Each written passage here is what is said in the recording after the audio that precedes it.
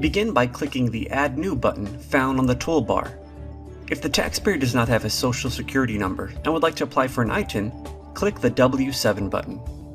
Otherwise, type the taxpayer's SSN in the required fields and then click OK. The tax return will open and display the client data worksheet. On the top left, notice that the Program tabs remain on screen. If need be, you can access the Business Return Program or our website while the tax return is open. Below that, we still have access to certain menu items, such as Database and Setup. New menu items have appeared to assist with the preparation of the tax return. In the Return menu, click Tax Estimator to quickly create an estimate of the tax refund. Delete Return will delete the tax return you currently have opened. If the office has recently made changes to the tax preparation fees, select the Reload Billing option. The Print menu allows you to print the current form displayed on screen, the final tax return, or bank documents if the taxpayer has opted to receive their tax refund using a bank product.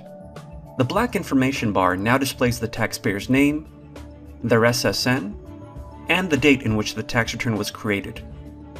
To the left is the Attached Forms pane that displays all the general forms used to complete the tax return, all the federal tax forms that are currently attached to the return, with a running tally of the taxpayer's estimated refund. Any state tax forms that are added to the tax return will display below the federal forms here. Lastly, the bottom of the program will display line-by-line help for any field found in the tax return. Simply click the field and additional information will display to help you complete the form. In addition to line-by-line help, certain fields found within the tax return will also enable the Choices, Worksheets, and Form Links buttons. Choices displays a list of options appropriate for the field you're on. You can use the Choices button for help with the Occupations field, taxpayer bank and routing numbers, employer identification numbers, and others. Worksheets provides access to an overflow worksheet associated with the field.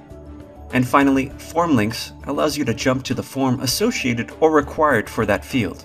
For example, if you click the Choices button for line 7 of the 1040, the program will display a W-2. Begin by typing the taxpayer, spouse, and dependent information on the client data worksheet. If you plan on being able to send a text message to this taxpayer, be sure to enter the taxpayer's cell phone number, selecting the text message checkbox, and entering the taxpayer's cell phone carrier. Once you capture that information, you can click the Send Text button to send the taxpayer a text message regarding their tax return. Remember, use the bottom section of the program for line-by-line help. To add forms to the tax return, click the Add Forms button found on the toolbar. The Federal tab will display all the federal forms that you can add to the return. Use your mouse to scroll through this list, or use your keyboard to jump to a specific form. Double-click the form to add it to the tax return. If you don't know the exact form number of the form you want to add, click the Index tab to browse for tax forms by form description. You can also add state forms by clicking the State tab. Select the desired state using the drop-down box near the left, and then double-click the desired form to add it to the tax return. The Depreciation tab displays any forms that allow for asset depreciation. Once you add the appropriate form to the tax return, you can add assets to that form by double-clicking it from here. Click the New Asset button and enter a description for the asset, the date the asset was placed in service, and select the asset class code. Now, enter the original cost of the asset here. Once finished, click Close. The depreciation amount for that asset will automatically be calculated in the form.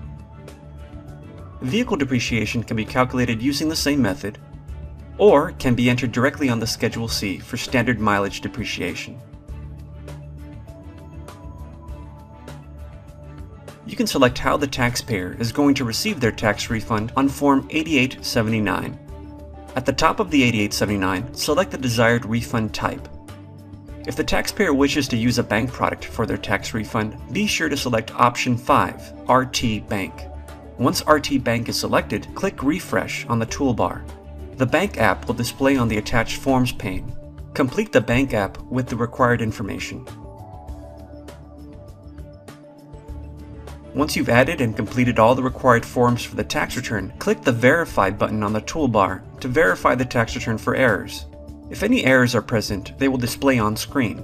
You can double-click an error to jump to the form and field that contains the error.